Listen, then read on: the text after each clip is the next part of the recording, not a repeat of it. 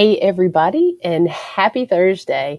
Welcome to the Ghost Biker Garage. I am your host, the Ghost Biker, and we've got a great show tonight. This is actually episode 20 of the Ghost Biker Garage. And, when we started doing this 20 episodes ago, I wasn't sure if this was going to be something that I was going to continue on as a weekly basis. It was really something to kind of get in there, get to know folks better and share what they're doing with the people who watch my show. And so I am just very excited that we were able to continue this on and to have met some wonderful people. So my guest tonight is no different than any of the others that we've had. I think you guys are really going to enjoy hearing about him as well as the location that he represents. I'm actually representing tonight in my Whiskey Tango Foxtrot Paranormal Research shirt. And like I said, we're going to bring him on here in just a few minutes, but I want to say hello to Vicki Norris, Janet Alms, Peppy Purple Eyes, and anyone else that's on here that I can't see. Hello, and thank you so much for tuning in. I also want to thank everyone that came out and saw us this weekend at Screamfest in Athens. I know we did a live there and released a bunch of pictures. We had a great time, and it was a wonderful turnout for a first annual festival. I haven't heard the official final counts, but I know that they had at the first unofficial count was a little over 1,000 people came out that day to tour the mansion, talk to the different paranormal investigators, and also visit the haunt that night. So that's a great turnout for a first festival. So, kudos to the Scream Chamber, Task Force Paranormal, and the Haunted Clegg Mansion on an amazing job well done. So, my voice is a little bit crazy tonight. I'm kind of getting over a little cold or something. I mean, I've been going nonstop since the end of last week. So hopefully my voice will kind of hold out tonight, and hopefully it won't be too screechy and annoying. But so we're going to let our guests do all the talking. But again, thank you guys so much for tuning in here. And I'm going to go ahead and bring my friend Billy Wilkerson on. Like I said, he is with Whiskey Tango Foxtrot. He's been an investigator for around a decade, and he runs an all-female team. He's the only dude on that team, and he hosts and oversees a very cool new location that's been open for about 2 years now, the Old Stone Jail in Franklin, Kentucky. So I'm going to go ahead, bring him on, and let him share all of that about what he's got going on. Hey, Billy, how are you? Hey, good to see you. Thank you for taking the time to come on and talk to me tonight about all the different stuff that you've got going on. I know you've been really busy with some really cool things you all have going on up at the jail. Yeah, we have. We've been really busy trying to get this second annual meet and greet together for July 31st.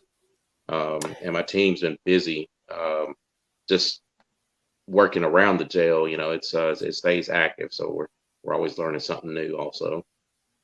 Well, tell us a little bit about your team and kind of how you got started with the paranormal. Well, it's basically the same old scenario as most people do. Something happened in their younger years, and you've always questioned what you've seen or what you heard, and then I've learned, a while back that you can actually just hunt ghosts yourself, so to speak. But and that's more or less how I got started. Was just kind of seeing and learning from all the shows that was on TV at the time, and then picking up pieces of equipment here and there, and next thing you know, you got a couple of grand in your equipment, and then you start traveling, and going to these different locations. When I first started, I started on my own. I started Whiskey Tango Foxtrot just as myself, and then I met up with a team when I was visiting Hell's Bar Dam, and kind of got good friends with those guys, and stayed with them for a little over a year. And then after that, I kind of parted ways and started looking for team members, and that's where these ladies come into play. I got Vicki Norris, of course. She's our lead investigator, and then we got Terry Wilkerson. She's our kind of our treasurer plus investigator, researcher. and Vicky also is our researcher, and then we got Lori Thurman, which is a retired uh, paramedic out of Nashville, and she's our team paramedic also, because we always falling and tripping over stuff, so we all get boo boos, and so she's You know, our savior. I think she was the one that actually, when we did the event there at Hell's Bar Dam, I think when I got that migraine during the middle of the investigation, yeah, That's she her. was That's her. okay. Yeah, Yeah. always good to have around. Yes, absolutely, absolutely. And like I said, I actually had my team up to 12 members at one point in time, and then we kind of, dwindled down to what we got now. So, and we're good with that. We like a small team, and so we keep our communication open and straightforward. How is that being all women? Do you notice a difference in any of the activity? Well, yes, yes. And we kind of get new activity. We've learned a few things about women that kind of picks up a little bit quicker than men does. Um, and the ladies that I have, we've got a few sensitive ladies, and we got ladies that are learning their sensitivity. And like I said, it's been a mixture of kind of ups and downs, but it's been really interesting watching somebody grow. Um, Yes. and learning the process and everything. So it's been great. I love my And so, ladies. and they are a great group of ladies. I know I had the opportunity to meet your team back at the first annual meet and greet last year, and you couldn't ask for a better group of ladies. I mean, just so welcoming. And I've been able to watch them do some of the investigations and some of the different lives that you guys have Hmm. had, Yes, and it's been very cool to watch just over the year, like you said, how everyone has grown and just how you all work as a team. right. Yeah, and I've got a great team. I can't complain about them whatsoever. They're loving, they're caring, and they respect the history. They actually love learning the history as much as I do. And I'm fortunate enough to have this place, and also have work for the historical society, which gives me an upper hand because I can do all the research, and because again, we're always coming up something new, so it's always new names and new things that transpire on every investigation that we do there. And we're there probably once or twice a month, just as a team, and just seeing something new. Yeah, and so you all are out of Franklin, Kentucky, and that area. I've been there on multiple occasions. I've not had the opportunity to investigate your jail. I have been there to visit, but I've been to investigate at Octagon Hall quite a few times, and Franklin, Kentucky is just so unique. It just the area in and of itself. There's so much history, and just there's a lot of hauntings in that area.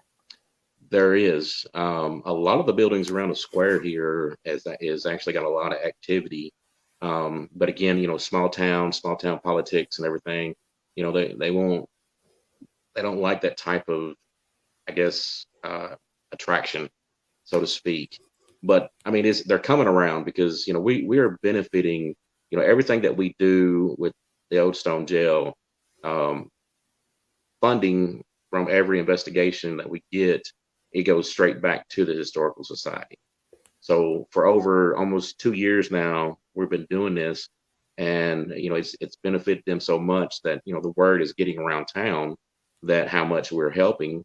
And Hmm. we've actually been contacted with the tourism board, and because they've got a location on the other side of town that they're not doing nothing with, just sitting there wasting away, built in 1819, and they're not doing nothing with it. It was a tourist attraction, but they've, since this COVID mess going on, they've shut it down and they don't know what to do. So Hmm. we're kind of in terms of discussing what we can do for them now. So That's it's very good. cool. It's good that a town can rally around and see the positive things that we're doing, Hmm. and wanting us to help them.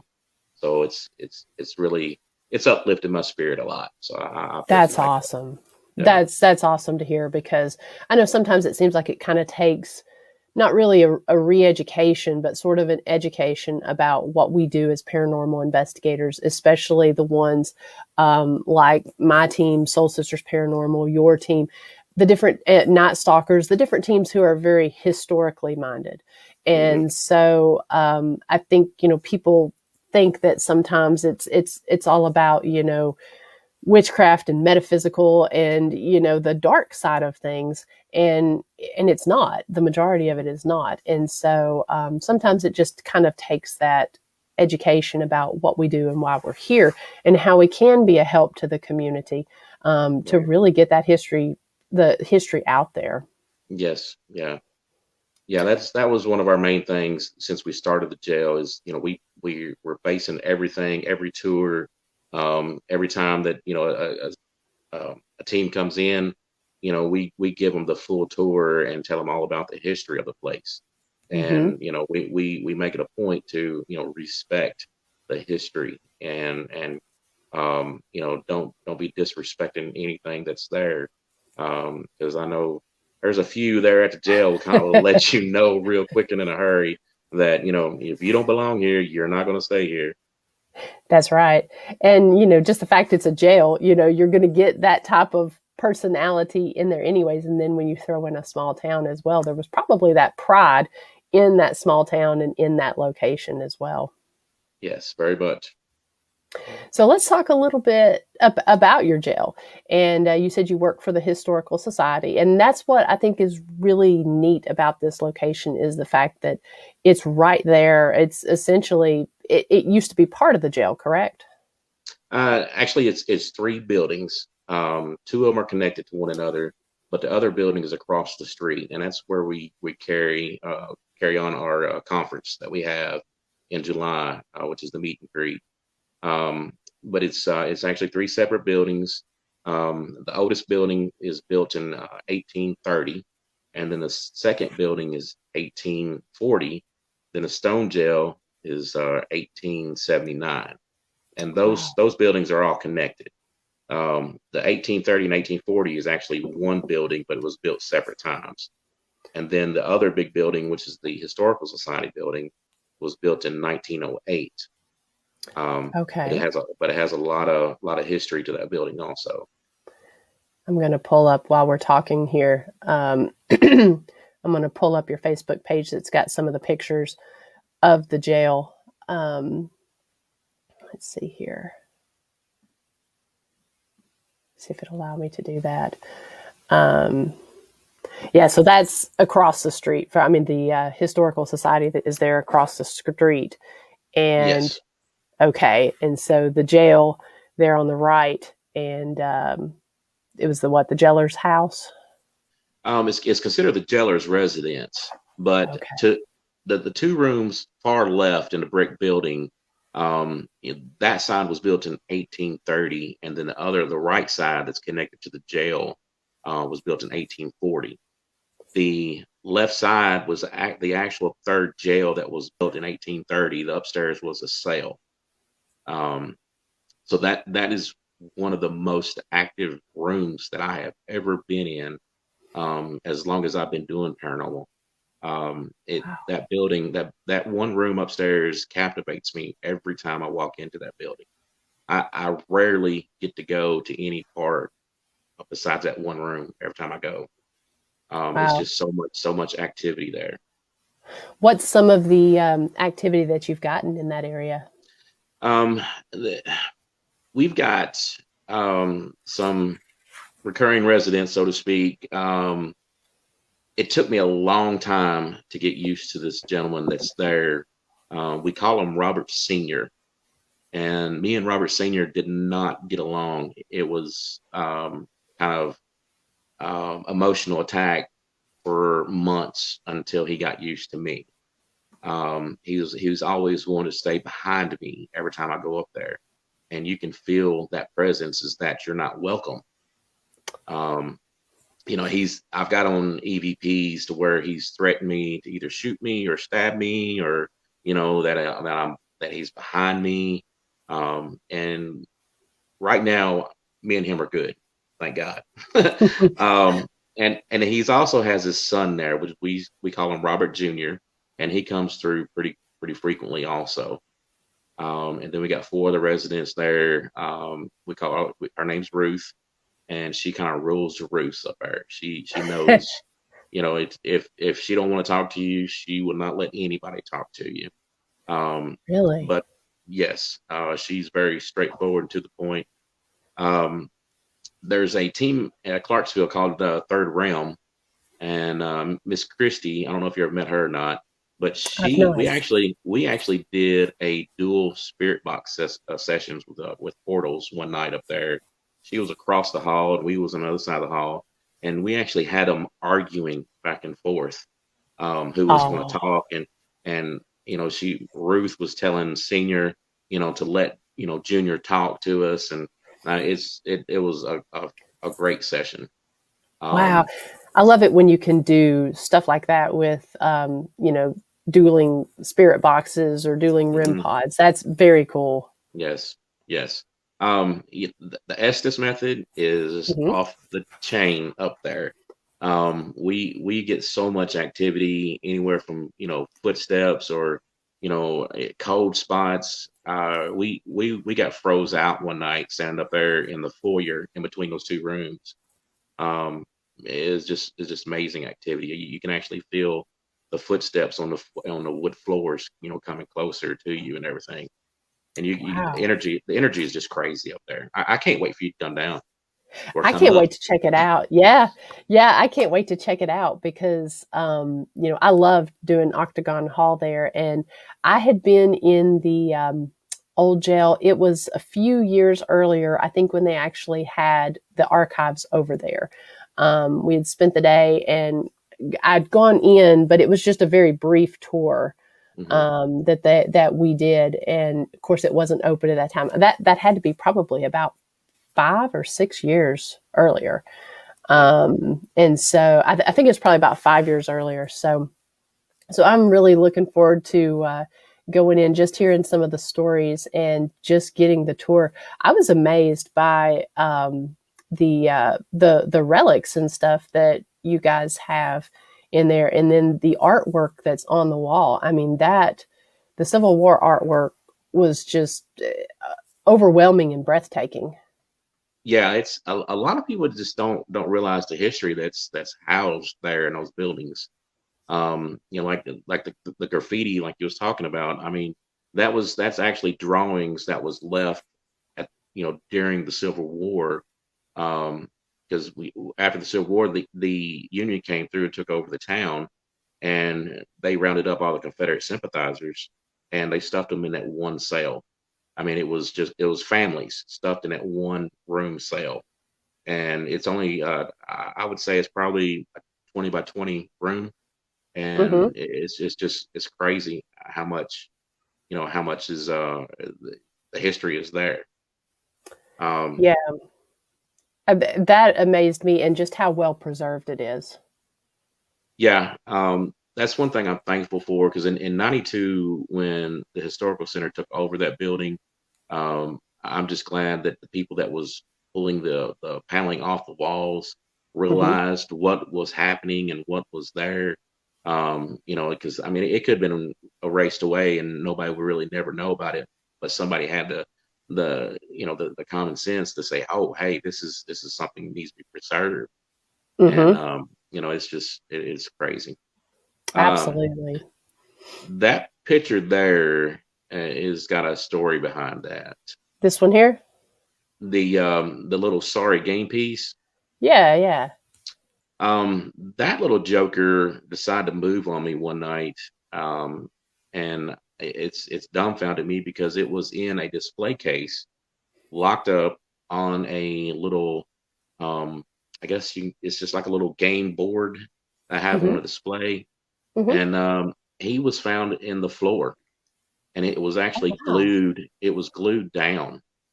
There's just no way that somebody can just rip that up, especially reach it into a display case when it was locked. Right. And he was found in the floor, standing straight up as you see it. And Wow. yeah, I had to take him away and take him across the street so he wouldn't move anymore. Um, but that really started um, a whole lot of questions, Sure. and we kind of found out it took us 6 months to figure this out, and we're still not through the whole story, but it's a very very intriguing story. I'm gonna tell you, but I don't. We don't have all night, so I mean I could go on and on, but yeah, I would love to tell you about that sometime. Yeah, well, you'll definitely have to share that with me when we have a little more time on it. Because I know we were talking about this before we came on the air, just about how being at those locations like that really gives you the opportunity to do true paranormal research. I mean, we'll Hmm. go into a location and investigate, all night long, or maybe even if we have the opportunity to go on multiple days and Hmm. investigate, but you really end up leaving with more questions than answers. And Absolutely. yeah, and with what you're doing, you really get to get in there and take your historical research that you do, ask those questions, see what comes back during your investigation, and then be able to ask questions based on top of that. So Hmm. that's very cool, and what I would consider just absolute true investigating and research Hmm. right there. Um, we have, I saw a question here. I want to make sure that that doesn't get away from me here. Steve Phillips, and he's one that works there at the Scream Chamber, the haunted Clegg Mansion that we were at this past weekend in Athens. And he says, do you know how many people would have been there at one time and how many people were there while it was open? I'm not too clear on that question. Is he asking um, during the Civil War, or is he asking? I'm not too Steve. I'm not sure about that question. Okay, he's probably talking about inside the jail. But if you can clarify that, Steve, we'll put that back up here.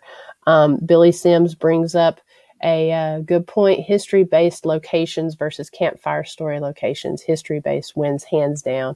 Keep up the great job, Bill. Absolutely, absolutely. Thank you. That's great. Thank you, Bill. And Al Cooley, he says, isn't the conjured chest in the museum in the Kentucky Historical Society? Do you know what he's talking about? It is not in our historical society. I'm not sure about the conjure chest. No, Okay. And Steve also asks, were there any big name criminals there? no. It's a small town, Steve. We mainly got. I mean, we had a few murders back in the day. One in particular, 1886. Two gentlemen was hung there in. Well, one outside. Another one was out on the courthouse square. Then there was another couple of hangings later and throughout the years. But it's mainly moonshiners, bootleggers, it's all that, and more. But those are a lot of the ones that really kind of stick out. And he Um, does say, to clarify his question, he says, yes, he was talking about at the jail as far as how many people. the stone jail itself has got 12 cells, six on the bottom, six on top, and they range anywhere from two-man cells to four-man cells. But the other jail that I was speaking of early, 1830, we don't got much history about who was there. We just know the basic story of what happened there. Our courthouse was actually burned in 1886, so a lot of those records before 1886 were lost. Um, we do have a lot of ledgers.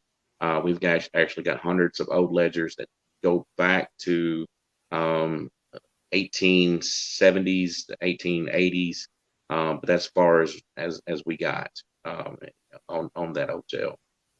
Okay. And was it for men only, or were there females in there as well? I imagine it was for both, but the females rarely went into those jails because I mean that jail, the stone jail, I should say, It's built as a deterrent. That was the whole um, meaning to build that stone jail. And then I think there's two other jails in Kentucky that was built similar to the one that we have. Um, but it, the 1830 sale, like I said, there's not much history, but I do know that families was stored there or held there after the Union came through and rounded up all the Confederate sympathizers. And that's the main story about that, because it has letters, and it has people who wrote on the walls. They tell about the living conditions in the cell during that period, and it's very gruesome, so to speak. I'm not going to go into details because it's just you have to come and see the place yourself. But there's names, there's like I said, letters that was written, about their last days there. So it's a very interesting place. I encourage anybody to come down and visit. Or July 31st, we're having the meet and greet, and we're actually going to open and try to do a small investigation afterwards, but it's only limited number of people. So and the meet and greet is going to start at 12 to 5 p.m. So if anybody wants to come, I'll be more than glad to see them. I'll go ahead and pull that up, and we'll share this in with, excuse me, we'll share this in with everything. Let me get that pulled up here for the meet and greet. Yeah, I definitely encourage everyone to come out to the meet and greet, because the last year's that was out there, the first annual one, was just an absolute blast. Sorry, it's taken me a second here to get that pulled up. Yeah, the whole purpose of having the meet and greet is, we see everybody on Facebook. We all have podcasts to see everybody on and talk on Messenger and stuff like that. And people has YouTube pages, but this just gives people an opportunity to meet people face to face. Have some type of fellowship and just to hang out and talk. We even want to talk about some subjects this year. We're going to have a couple of key subjects that we're going to touch on, so everybody have their own, their opinions to key in. And it, like it's just, I love just seeing people. I'm not much on this media stuff, but I love meeting people and like-minded people. It's good. It's good to hang out and see people. It really is. And I know I know last year at the first annual event, I always joke about the people who live in my phone, and the people that, we see and talk to on Facebook all the time. We'll hear their podcasts and that sort of thing, but we've never met them. And so I know, of course, I had met you and a couple other folks, but I met some of the best investigators last year at your first annual event. And it was a great evening of just, getting to hear about people and their style of investigating, who their teams are, and have made some pretty good friends through that process. And so this year's event is actually going to run longer than last year's, correct? Yes, correct. Yeah, it's gonna be a little bit longer. And there's also something happening on the square that weekend. So people can come down and check out the shops around the square. Just come and hang out in Franklin. I'm not too clear on what is happening in Franklin yet that weekend, because they usually have like concerts on the square or something like that, and we're just like not even a block away from the square. You can see the square from the jail, and but it's just come and hang out in Franklin, have a good time with us. I have some fellowship. We would love to see everybody here. The building can hold a lot of people, and all the booths are already booked that we have planned. But yeah, I just can't wait to see everybody. Yeah, I'm looking over here in the chat, and I'm seeing a lot of people talking about the fact that they're going to be coming up for the event, and ones that are checking their calendars and planning to come. I know you've got Soul Sisters. They're coming from Florida. Absolutely. I know Southern Paranormal, who was on my show last week, from Kosciuszko, Mississippi. They're going to be coming up. So you've got folks coming from all over the Yeah, South region, and probably some more up north there in your area, correct? correct. Of course, I got Jason Hale, Jeremy Lane, and Doogie McDougal. They're going to be here. Scott and Jenna with the boob tube.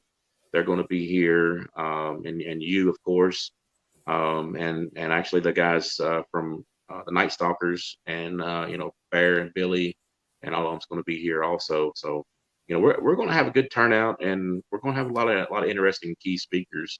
So like I said, I just can't wait to see everybody. I'm excited. Yeah, yeah. This is I was really glad to hear when you said you were going to do a second annual event and inviting me to be a part of it. It was, I mean, it really is a true honor to work with you and the rest of these guys at this awesome location. So I'm looking forward to it, and can't wait to see everybody. Right? Yeah. You have also, let's see, let me pull this off the screen here. Like I said, everyone bear with me for a few minutes here. I'm trying to man the comments as well as pull some things up. You've provided me with some evidence here, and I'm going to go ahead and pull some of that up. Let's see. Which do you want to do first, the video or the photo? Um, it doesn't matter. I'm kind of excited about this video, Okay. even though it happened a couple of months ago. Um, but I'm excited about it. New You want to piece of set that equipment. up? If you want to Sure. set that up, then you can kind of set it up. I'll show it, and then you can talk a little bit more about it. All right. What this device is, a lot of people knows about it. It's from ghoststop.com. It's a GS2. Um, I've not had much luck with it on some locations because it's very sensitive from reflections from, like, glass cabinets or mirrors or something like that. It's very sensitive. So I let my buddy Jason Hale from the Fearless Ones take it to Ohio last year, and he actually had great luck with it. And then they invited me to go with them at this last in Paulding, Ohio, at the old Paulding jail. I should say hi, Shelly.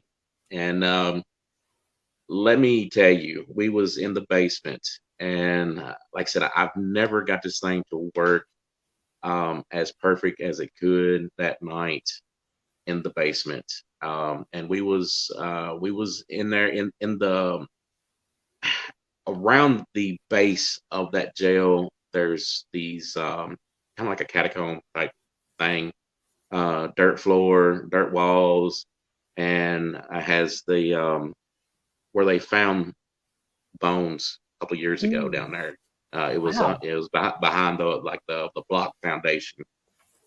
Um, but we was there, and I set it up. And way this thing works is it puts out a laser grid, and it detects hot and cold, and it tells you it gives you a temperature reading. It's got all kinds of nice little neat little gadgets on it. But the thing was that night is it got to present itself to us, and it shows on an LED readout, hot, red for hot, and blue for cold.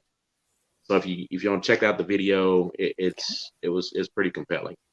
All right, let me get that pulled up here.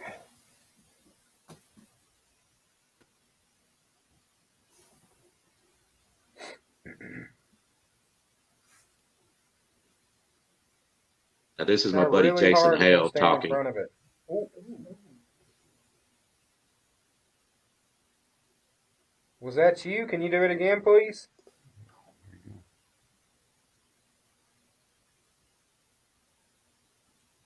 Can you try to just come stand in front of it and stay? No, Huh. no way. No way. That Wow. means something's colder than what the room temperature is. Okay, I'm going to count to 3. Can you back away? 1, 2, 3. Huh. Now, the, Thank you. I guess the coolest thing about this situation was um, I've been wanting to see this thing in action for a while. I've had this thing for a year, and I was ready to set it off to the side until I took it there and actually see it finally work the way it's supposed to work. And it's really an awesome piece of equipment. It's just like I said, it's just really sensitive, and it doesn't work in most cases, but I'm figuring it out slowly but surely. I remember when you got it. I remember Yeah. you showing it to me, and because I was debating getting one myself, and I was kind of waiting to see how you and some of the others liked it, and I never heard anymore. And so, wow, that's really cool. That's cool that it does it on command too. Yeah, it was very interesting session that night, and like I said, after seeing that in action, I was done for the rest of the night. I was like, you know what, I got what I wanted. I'm done. I'm ready to just pack up and let's go back to Kentucky. I want to play that again if that's all right, because that's fine. Go for it. That's very cool. I'm going to go ahead and. I mean, that's cool that it does that, and it was able to do it on command, because I love tools like that shows that really reads hard temperature to stand in front of it and base readings and stuff at the same time that things are happening. I really like tools like that. Can you do it again, please? Yeah.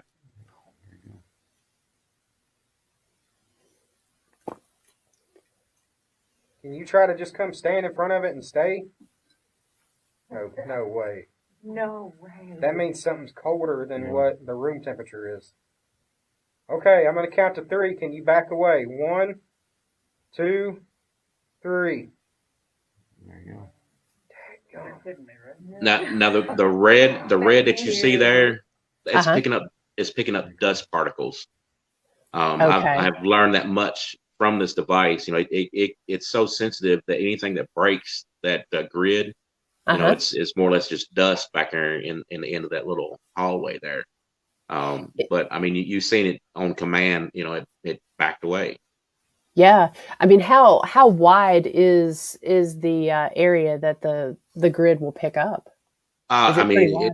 it's really wide. I mean, it will cover a room, no problem. You can set that thing in a corner, and it's it'll cover it. But I think it works best in like hallways, narrow passages, like what you see there, Yeah. and non-reflective surfaces. Because I think it gets a little confused about that. Right.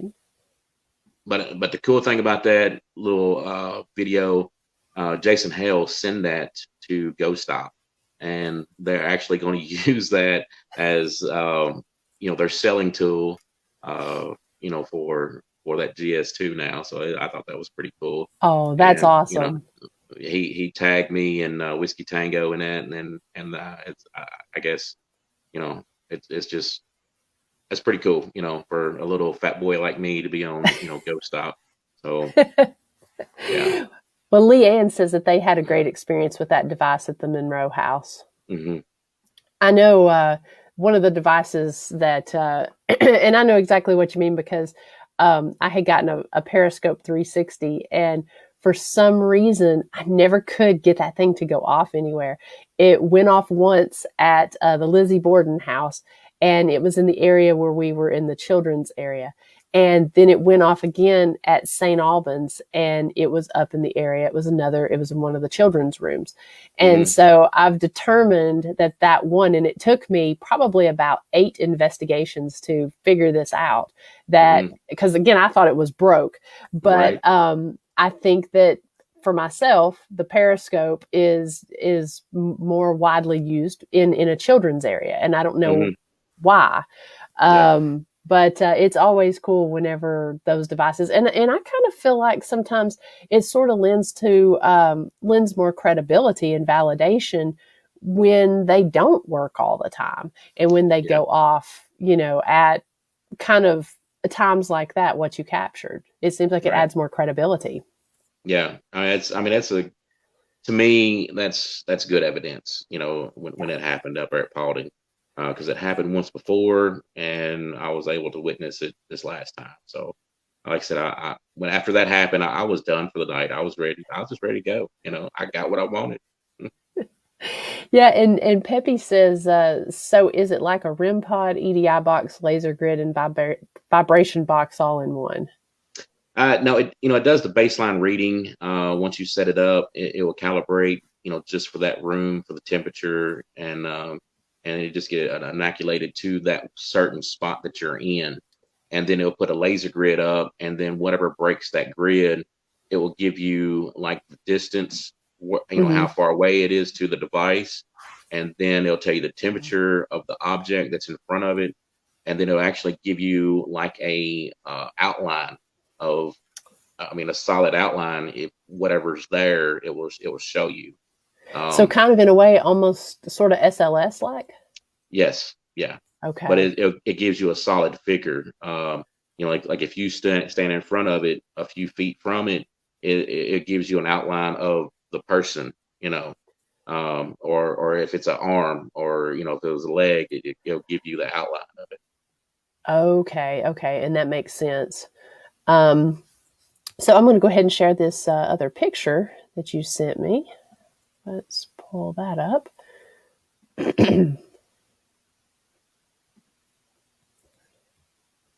Okay, what can you tell us about this one? Let me make it full screen. If you can bring it closer, you'll kind of see the reason I sent that to you. Bring it on in a little bit more. Right about there. Okay. Am I showing the whoops?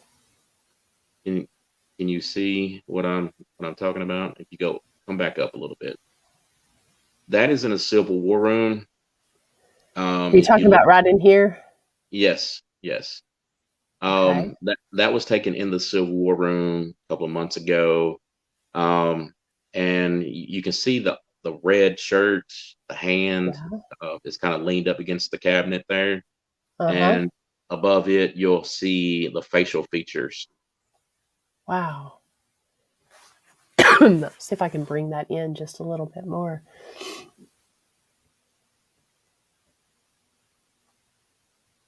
Right in there. Yeah. Can you see the eyes, nose, mouth? I can. The top of the head is really distorted for some reason. I never can figure that out. And I hope I'm showing all of it there on the screen. I'm not able to fit all of it on. I can make it out on my screen. But that was taken in the Civil War room where the cell is at. Okay. And that night we was speaking to Robert Sr. And and he decided to present himself. Wow, that is a great catch, Bill. Yeah. There's I'm looking over here in the chat room, and everyone else is seeing it as well. So yeah, that is a face. Wow. All the more reason everyone needs to come out and book a evening night there at the jail. Mm-hmm. So, like I said, we are we're still booking for October. I've changed our the way we book because we've had some no shows. We've had some little headaches, little hiccups. So we're when we book, we're actually taking payment up front. Instead of just letting people show up and pay when they get here. But other than that, if somebody wants to book, they can get a hold of me through Facebook or my email, and we can if they got some dates available, I'll make it happen for them. And we'll definitely put all of that information in the show notes. Do you have any other evidence captures out there? I mean, where's the best place that folks can watch those? Do you have YouTube link, Facebook? What's the best place? We mainly put some stuff on Facebook every once in a while. We're working on a YouTube page. Seems like it's where everybody's kind of going now. But we're going to start putting some videos up there in the next few weeks. But the best thing to do is just come and see it for yourself. It's like I said, this place. I've traveled a lot, been to a lot of places, but just because it's a couple miles away from me, I'm not saying nothing but it's been the most active place that I have been to. It's always a constant activity, whether it be voices, whether it be shadows. EVPs are awesome here. The Estes method is crazy at either building. Um, you know, we're actually shutting off the upstairs to the jail just because of some activity that we're not liking right now. So we're not going to Hmm. feed this individual any more energy right now. So we're going to shut it off and let people just take care of the bottom of the jail and the other buildings. Um, if people wants to ask me about the upstairs, I'll be glad to tell them. But it's just not good right now. It's really kind of a negative spot. Got you. Do you think that that's something that just kind of came with the location, or that's kind of come with the activity, Well, or I guess changed? it's always been there. It's just that we figured out what it was, and we're just not going to have. We just don't want to be around that type of activity. It affects people differently, and I just don't want to feed them any more energy, if that makes any sense. It absolutely does, and that's a good way to handle that, Hmm. for sure, because people come in either wanting to challenge it or not really understanding just how, Yeah, yeah. yeah, Like I said, how it can be. I'm not the type person, and it may make some people upset, but I don't like provoking, and we're not going to deal with any teams coming to provoke. I rather Yeah. give you your money back and send you on your way and be friends. But these individuals that are here in this place, um, it's awesome.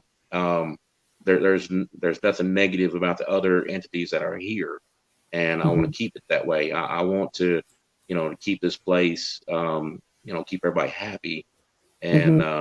because they was here before us, and I respect them, and I hope everybody that comes through these doors over here to keep respecting them also.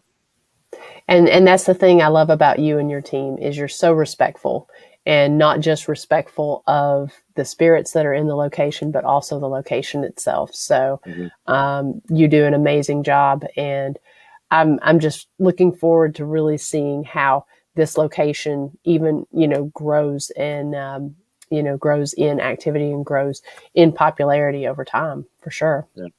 Well, thank you. I appreciate it. Like I said, I love doing what I do. I'm blessed with what I have here, so I just love sharing Absolutely. it.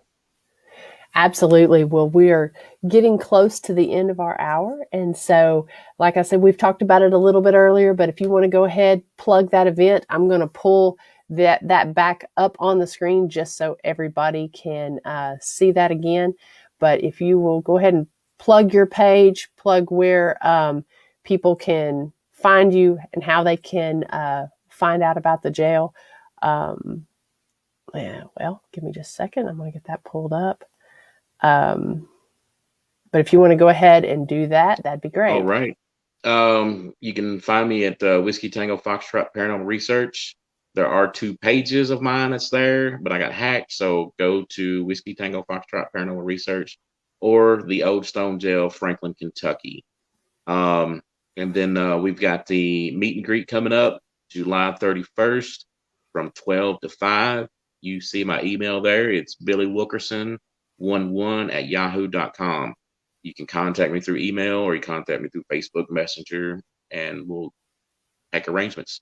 Only thing we ask, come and make a small donation to the Historical Society on that day, and you are welcome to just hang out as long as you want to.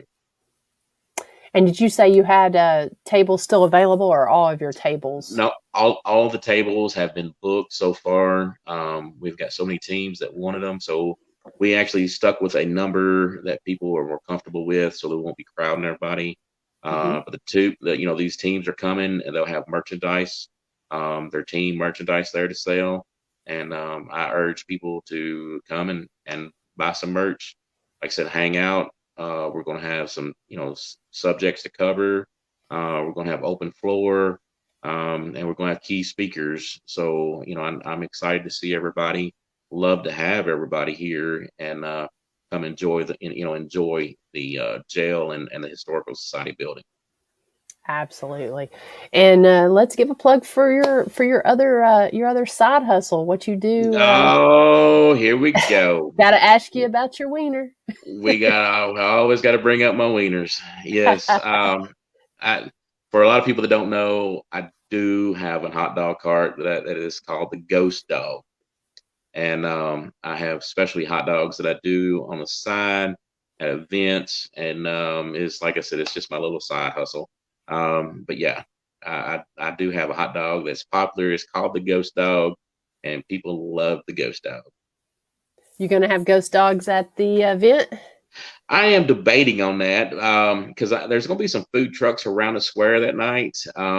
But if people show some love and ask, I will definitely probably put it out.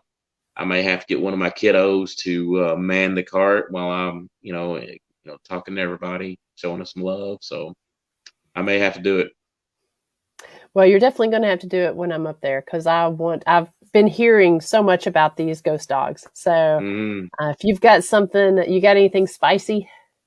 Oh yeah. Yeah. The Ghost Dog is spicy. It's, right. I'll tell you about it real quick. It's a all beef hot dog with diced jalapenos and a mayo sriracha sauce. Ooh. Yeah. People loves it. You're speaking my language here. Anything spicy, right. That's what I'm all about. So go ahead and put one on for me because when I come up that way, I'm going to want to definitely try one. I probably want to try several different kinds because I love some hot dogs. All right. I'll fix you up. I can't wait to see you. Awesome.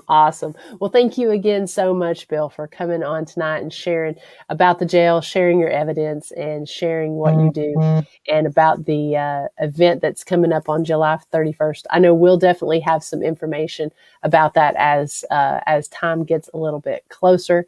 And again, want to thank everyone here in the chat room. Yes, check that out. Pull that up full screen. Pull that up full screen there. But yes, and you'll have merchandise, correct? Do you have merchandise? I will have, yes. Yeah, I'll have some shirts and a few other things available. I've got a shirt just for you and Chris, so I can't wait for you guys to come up and hang out with us. Awesome. Yeah, I know this one I can't quite turn around and show on this one, but it's got a great picture of the old stone jail on the back. So yeah, definitely going to have to check that out. And for you guys, I hope to have my schedule posted here really soon. Excuse me. I've been meaning to get that posted and keep having things come up. Next week on the show, we're going to have a really cool group of guys that do a podcast called Chasing Ghosts on Scooters in Bars. And they travel around in the Northwest and actually all over in the U.S. on their scooters to different, excuse me, to different haunted bars and share the stories of that on their podcast. So they will be on next week. I'm losing my voice. That just sounds dangerous, man. Scooters, hubs, chasing ghosts. Wow.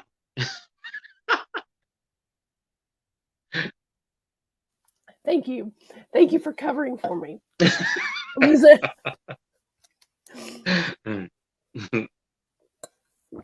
losing my voice. Yes.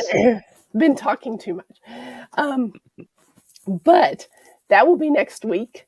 And then we will also have, excuse me, July 10th. I'm going to be in Oneida, Tennessee at the Veterans Celebration. Oh my gosh, I sound horrible. I swear it's allergies, y'all. But July 10th, I'm going to be in Oneida, Tennessee at the Veterans Celebration and History in the Streets event. We'll have more information on that, as well as I will be in Michigan on July 17th in Ann Arbor at the Bigfoot convention up there. So anyways, again, I apologize for losing my voice here. And I feel like I've got a coughing spell about to come on again. So I'm going to go ahead and wrap this up. Thank you for covering for me, Bill, during my moment of need. And again, thank you, everybody, for tuning in here. And we'll have more information posted soon. I hope you guys have a great week, and we will talk soon.